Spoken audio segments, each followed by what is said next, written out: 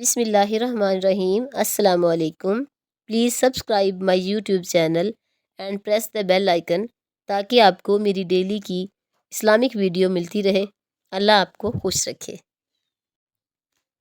3 افراد حضرت حسین بن علی کے پاس آئے۔ ایک نے بارش کی قلت کی شکایت کی کہ کافی عرصے سے بارش نہیں ہوئی۔ آپ رضی اللہ تعالیٰ عنہ نے فرمایا کثرت سے توبہ استغفار کرو۔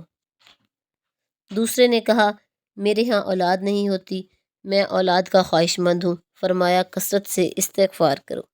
تیسرے نے شکوہ کیا زمین میں قحط پڑ گیا، غلہ پیدا نہیں ہوتا یا بہت کم ہے۔ اس سے بھی فرمایا کہ کثرت سے توبہ استغفار کرو۔ آپ رضی اللہ تعالیٰ عنہ کے پاس جو لوگ بیٹھے تھے عرض گزار ہوئے نواسۂ رسول صلی اللہ علیہ وآلہ وسلم۔ تینوں افراد مختلف شکایت لے کر آئے، مگر آپ رضی اللہ تعالیٰ نے ایک ہی جواب دیا۔ فرمایا کیا تم نے اللہ کا فرمان نہیں پڑھا؟